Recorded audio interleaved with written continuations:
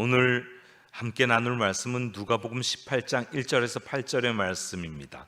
응답받는 기도라는 주제로 좀 함께 말씀 나누려고 하는데요, 마음을 모아서 한 목소리로 받들어 읽겠습니다. 누가복음 18장 1절에서 8절 말씀 함께 읽습니다. 예수께서 그들에게 항상 기도하고 낙심하지 말아야 할 것을 비유로 말씀하여 이르시되, 어떤 도시에 하나님을 두려워하지 않고 사람을 무시하는 한 재판장이 있는데, 그 도시에 한 과부가 있어 자주 그에게 가서 내 원수에 대한 나의 원한을 풀어주소서 하되, 그가 얼마 동안 듣지 아니하다가 후에 속으로 생각하되, 내가 하나님을 두려워하지 않고 사람을 무시하나 이 과부가 나를 번거롭게 하니 내가 그 원한을 풀어주리라. 그렇지 않으면 늘 와서 나를 괴롭게 하리라 하였느니라. 주께서 또 이르시되, 불의한 재판장이 말한 것을 들으라. 하물며 하나님께서 그 밤낮 부르짖는 택하신 자들의 원한을 풀어주지 아니하시겠느냐? 그들에게 오래 참으시겠느냐? 내가 너희에게 이르노니 속히 그 원한을 풀어주시리라. 그러나 인자가 올 때에 세상에서 믿음을 보겠느냐 하시니라. 아멘. 살아계신 하나님, 오늘도 주님께서 말씀하여 주시고 성령께서 조명하여 주옵소서. 깨닫게 하여 주옵소서. 말씀대로 살아갈 능력을 덧입혀 주옵소서. 예수 그리스도의 이름으로 기도드립니다. 아멘. 할렐루야. 오늘 새벽에 함께 말씀을 묵상한 내용에 아주 중요한 이야기가 있어서 좀 나누고 싶습니다. 기드온에게 포도즙 짜는 틀에서 밀을 타작하는 기드온에게, 포도즙 틀은 무릎보다 낮은 담으로 둘러져 있는 그곳에서 미디안 사람에게 들키지 않기 위해서 조심스럽게 낮은 포복하듯이 엎드려서 먹고 살겠다고 밀 타작하고 있는 기드온에게 여호와의 사자가 이렇게 말합니다. 큰 용사여, 여호와께서 너와 함께 계시도다. 아멘. 옆 사람에게 한번 말씀해 주시겠어요? 큰 용사여, 여호와께서 너와 함께 계시도다. 아멘. 기도하는 사람과 함께 하시지 않으면 누구와 함께 하시겠어요? 우리 하나님께서 오늘 함께 하시고 오늘 기도의 소리를 다 들으시고 응답하시리라 믿습니다. 아멘. 오늘 본문은 대단히 재밌는 본문입니다. 기도 응답에 관해서도 아주 인사이트를 주는 본문인데요, 존 브랜치라는 사람이 있었어요. 마틴 루터의 친구인데요, 용감한 종교 개혁자 중에 한 사람이었습니다. 그는 종교 개혁에 반대하는 수많은 성직자들을 죽인 스페인 왕 찰스 5세의 미움을 받아서 체포당했어요. 스페인 왕실 기병이 그를 체포하기 위해서 이렇게 당하고 가고 있는데 하나님께 기도했어요. 하나님 구해 주십시오. 지금 당장 구해 주십시오. 이 체포당하는 상황에서 하나님의 음성이 들렸습니다. 존, 빨리 빵 한 조각을 가지고 아랫마을로 내려가라. 거기 문이 열려진 집을 발견하면 그 집에 들어가서 지붕 밑에 숨어라. 그대로 하나님 말씀 들려주신 대로 이 체포당하는 순간에 빵 하나 들고 도망갔습니다. 근데 내려갔더니 이 아랫마을에 진짜 문이 열려진 집이 있어서 올라가서 지붕 밑에 숨었어요. 그 집 다락에 구석에. 온 마을을 수색하는 동안 존이 발견되지 않아서 왕실 기병들이 돌아갔습니다. 계속해서 거길 감시하고 있는 것을 알고 그 다락방에 숨어 있는데 무려 14년 동안 빵 한 조각 가지고 버텼습니다. 의심이 안 안 되세요? 하나님이 응답하셨는데 매일 암탉이 한 마리 올라서 달걀 하나 딱 놓고 내려가는 거예요. 그 다음 날도 또 새벽에 올라와서 달걀 하나 딱 놓고 내려가는 거예요. 사실 빵 한 조각은 14년을 버틸 수 없죠. 그러나 존이 숨어있는 그곳에 이상하게 암탉이 올라와서 계속 달걀 하나씩 놔주는 거예요. 그래서 14년 동안 하루도 굶지 않고 달걀을, 완전식품 달걀을 먹으면서 살 수 있었대요. 어느 날 14년이 지나고 닭이 올라오지 않는 거예요. 너무 배고플 거 아니에요. 그래서 존이 이상하게 여겨서 내려와 봤어요. 그런데 거리의 병사들이 이제 도저히 더 찾을 수 없다 하고 다 떠나버렸다고 합니다. 존은 아무 탈 없이 14년 만에 그 다락방에서 내려왔다는, 이거 사실인 것을 전해드린 것입니다. 기도하면 응답받습니다. 옆 사람에게 기도하면 응답받습니다. 우리 청년들에게 기도하면 응답받습니다. 아멘. 오늘 본문에 주님께서 비유로 말씀하시는데 목적을 밝히고 있어요. 항상 기도할 것, 낙심하지 말아야 할 것, 이 두 가지 목적을 가지고 오늘 비유를 말씀하시는 거예요. 항상 기도한다고 하는 표현은 반복적으로 계속해서 하나님께 아뢰고 나아가고 하나님을 신뢰하고 하나님을 붙드는 것을 말하는 것입니다. 항상 기도한다는 것. 낙심하지 말아야 할 것은, 하나님은 우리가 얼마나 낙심하기 쉬운 존재인지를 아신다는 이야기이죠. 주님의 약속을 붙들고 사는 삶은 녹록지 않습니다. 주님 다시 오시겠다고 했으니까 마라나타 주님을 기다리면서 하나님의 영광을 구하고 세상에서 오는 많은 핍박과 고난을 견뎌내면서 살아가는 삶, 쉽지 않습니다. 낙심하기 쉬운 삶이란 얘기죠. 그런데 하나님을 의지하지 않을 때면 낙심하게 되어 있습니다.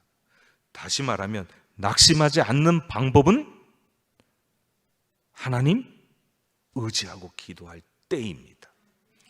그러면 보혜사 성령께서, 우리를 돕는 성령께서 낙심하지 않도록 지키십니다.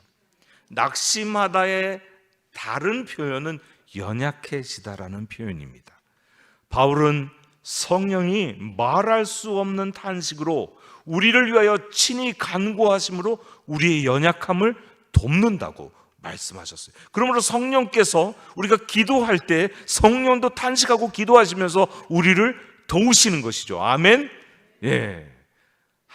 예수님은 이 비유를 항상 기도할 것과 낙심하지 말아야 할 것을 강조하시기 위해 하셨다는 것입니다. 오늘 등장인물이 한 명 있는데 불의한 재판관입니다. 이 사람이 공정하고 객관적이지 않다는 것이 분명합니다. 원래 재판관은 사람에게 정의를 행하는 성실한 사람이어야 하지요. 보통 사람의 생각이 그래요. 재판관이 제대로 공정하게 재판을 해야 그 사회를 믿을 수 있을 거 아닙니까? 법을 공정하게 해야. 근데 오늘 비유에 나오는, 예수님의 비유에 나오는 이 재판장은 사악한 사람이었습니다. 아마 뇌물을 받고 자기 마음대로 판결하는 사람인 것 같아요. 다시 말하면 재판관이 되어서는 안 될 사람이 재판관이 되어 있습니다. 표현이 두 가지로 나오는데요, 하나는 하나님을 두려워하지 않는다는 것입니다. 하나님을 두려워하지 않는다는 것은 자신이 재판하는 자로서만 있는 게 아니라 자신이 재판받아야 하는, 심판받아야 하는 존재인 것을 모르고 있다는 것이죠. 재판관은 원래 하나님을 위해서 잘 살피고 재판하는 것입니다.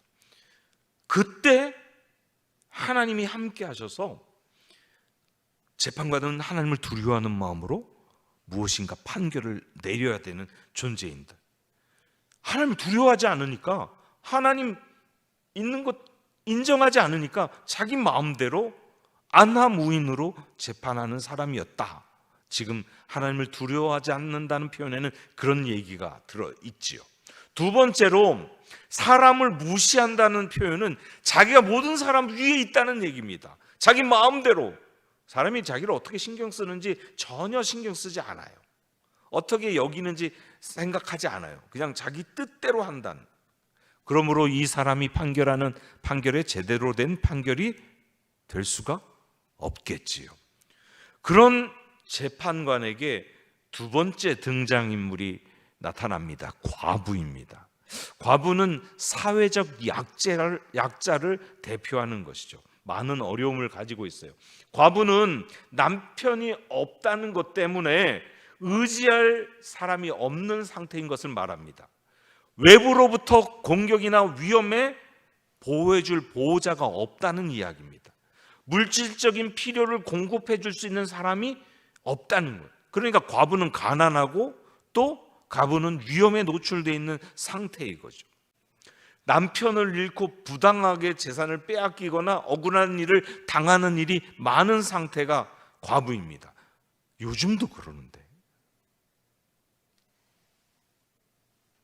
2000년 전에는 얼마나 더 그랬을까요? 멀리 갈 게 아니고요, 저희 아버지가 일찍 돌아가셨어요. 우리 어머니가 얼마나 고생하셨는지 제가 눈으로 다 보았어요. 과부가 얼마나 고생하고 어려운 삶을 사는지요. 특히 종교 지도자들은 그 당시 과부의 자산을 삼키고 또 이용해 먹는 경우가 많았습니다. 바리새인과 서기관을 보면요, 불특정 다수로부터 침해당하고 피해를 보는 사람이 과부였습니다. 그런데 오늘 본문에 보면 오늘의 과부는 한이 많은데, 원한이 많은데 원수가 있어서 원한이 많은 상태라고 분명히 밝히고 있어요. 억울함이 많다는 거죠. 이 문제를 해결하려면 재판장이 뭔가를 해줘야 되는 것이죠. 그런데 이 과부는 불의한 재판관이 요구하는 것을, 뇌물을 준비할 수가 없는, 여력이 없는 상태였어요. 그러니까 딱 하나 할 수 있는 것, 자주 가서 내 원한을 풀어주세요. 매일 갔을 수도 있죠. 몇 번 갔는지 보여지지 않지만 분명한 것은 자주 갔는데 불의한 재판장이 귀찮을 정도로, 괴로울 정도로 자주 갔을 것은 분명합니다. 너무 자주 와서 간청하니까 재판관이 귀찮고 번거로워서 들어주기로 한 것이죠. 번거로울 만큼, 괴로울 만큼 자주 여인은 찾아가서 권세가인 재판장 앞에 매달렸던 것입니다. 오늘 예수님께서 친히 6절에 이렇게 말씀하십니다. 6절 한번 같이 읽어보실까요? 주께서 또 이르시되 불의한 재판장이 말한 것을 들으라. 불의한 재판장이 뭐라고 말했냐면 5절에 이 과부가 나를 번거롭게 하니 내가 그 원을 풀어주리라. 그렇지 않으면 늘 와서 나를 괴롭게 하리라. 불의한 재판관을 하나님과 대비시켜서 지금 말하고 있습니다. 여러분 오해하지 마십시오. 하나님이 불의한 재판관이 아니에요. 불의한 재판관은 쉽게 사람들의 사정을 살펴서 제대로 된 공정한 재판을 하지 않는 사람이란 얘기예요.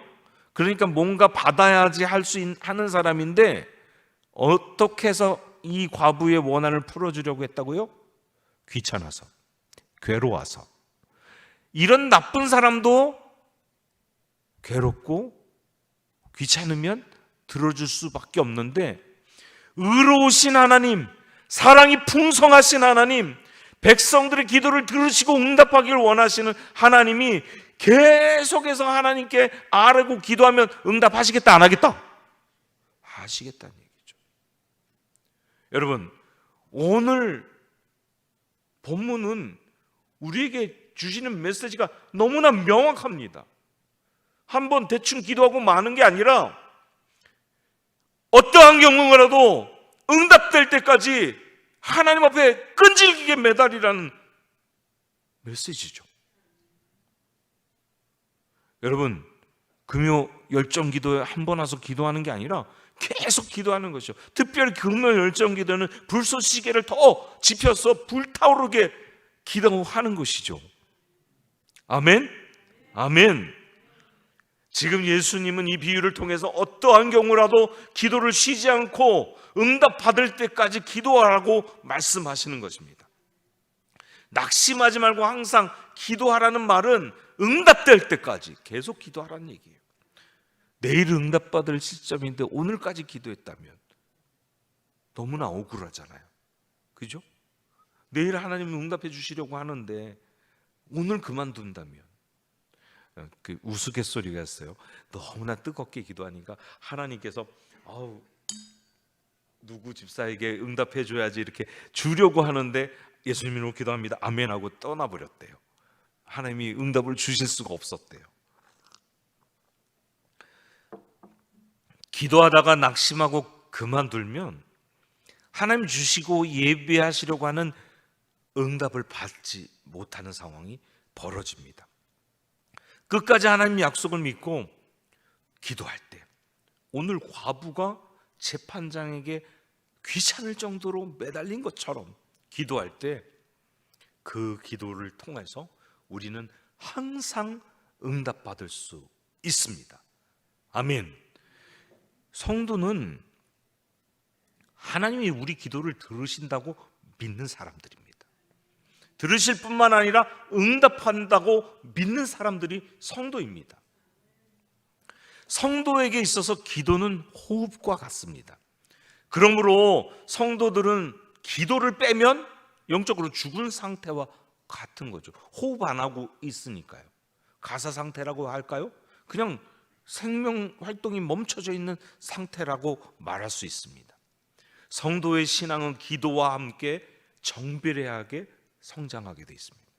기도하지 않고 사는 성도가 있다면 그것은 기적과 같은 것이죠. 불가능한다는 얘기입니다. 우리는 어떤 모양이든지 기도하는 사람들입니다.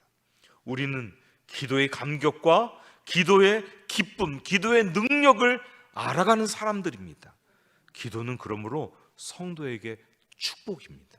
오늘 이 밤에 이 축복을 누리시는 저와 여러분 되기를 소망합니다.